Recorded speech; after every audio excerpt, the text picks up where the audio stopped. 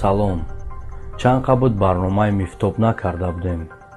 бисёриҳо менавистанд ки бародар барномата давом теву ай ҳар гуна хавфу хатарҳо ва фанду фиребҳо моро бохабар кун. ба ҳамин хотир имрӯз оиди як мавзӯи муҳиме гап мезанем ки ҳар як шахс новобаста ай миллату дину ҷинсаш бояд ай чиз хабардор боша.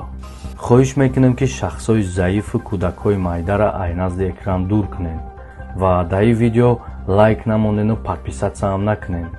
видеоро то охирша тамошо кунем, чунки ҳақиқатша фақат дар охир мефаҳмем.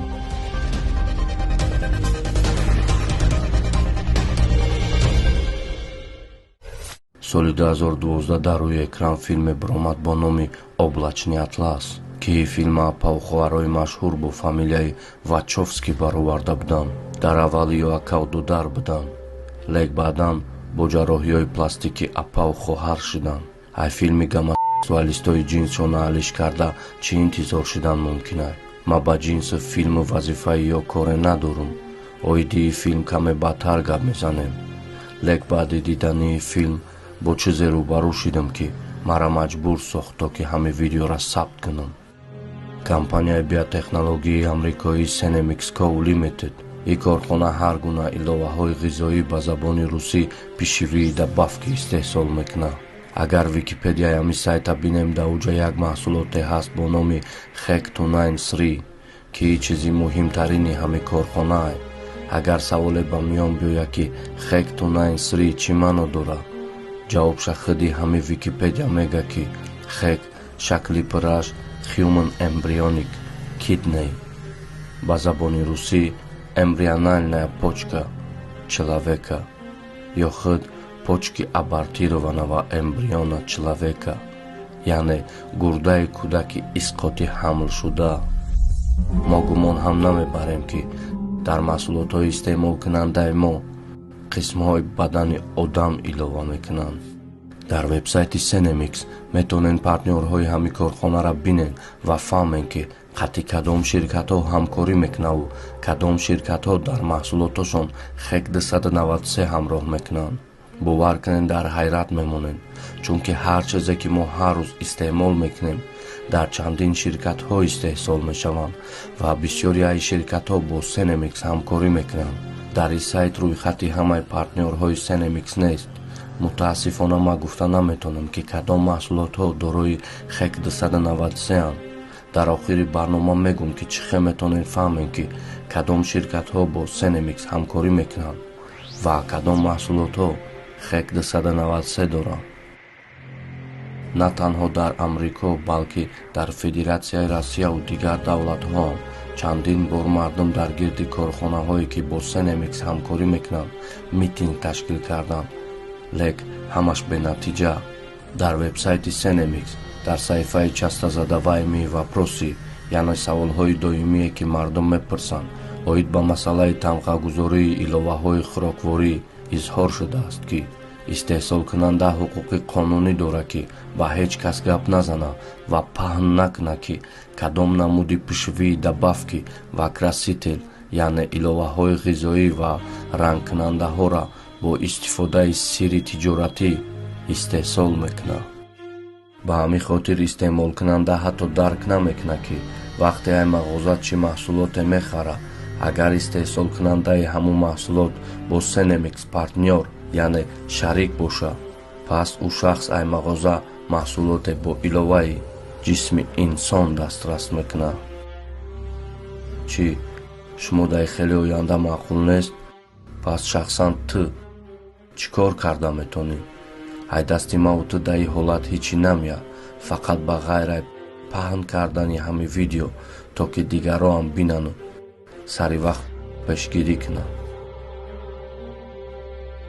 имрӯзҳо дар бисёр давлатҳо каннибализм қонунан иҷозат аст, яъне ту метавонӣ ягон қисми бадани худ ё ягон шахси дигарро бо хоҳиши худаш истеъмол кунӣ. таърихи каннибализм аз давраҳои қадим буд. дар ин бора ягон маълумот надоштанатон хуб аст, чунки ин кор бениҳоят ваҳшиёна ва даҳшатнок аст. лек хоҳишмандон метавонанд дар интернет таърихша бинанд.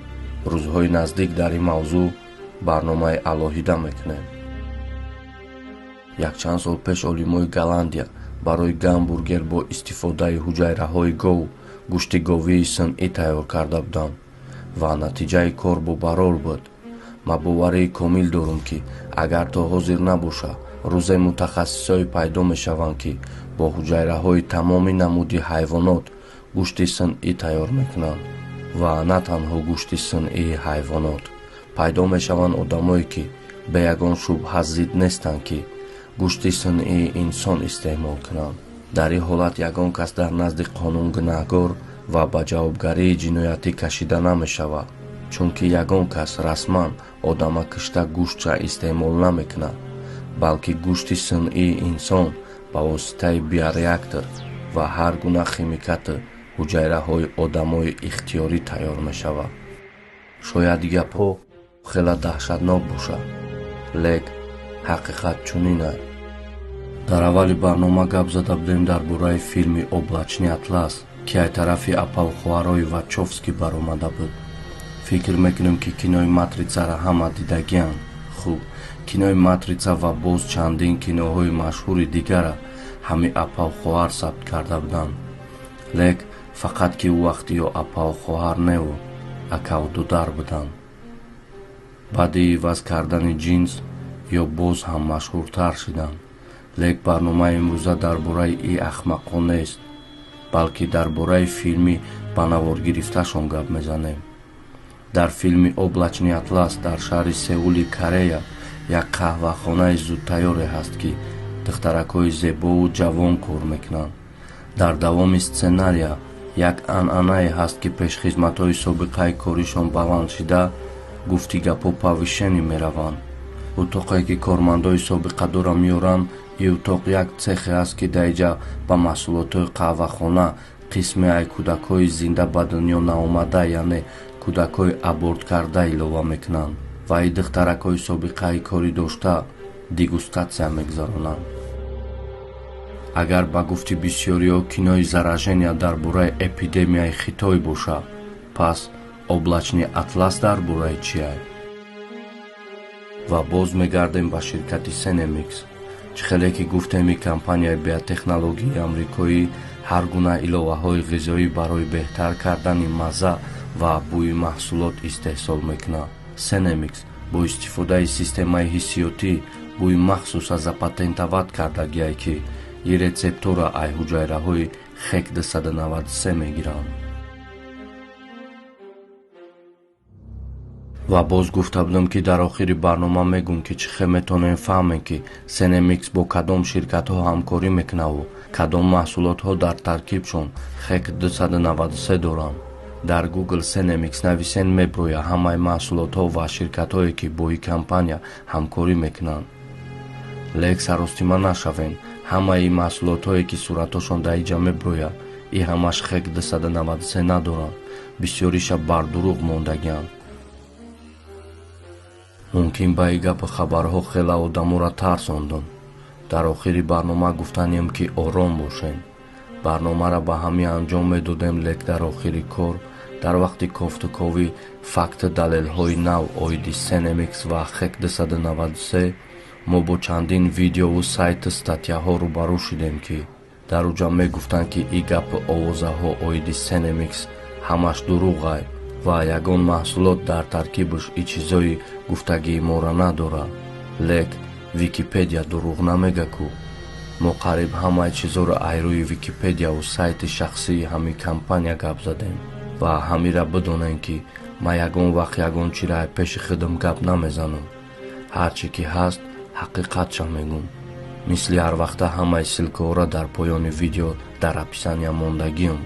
дуроен бинен ва аз ҳақиқаташ худтон бохабар бошед.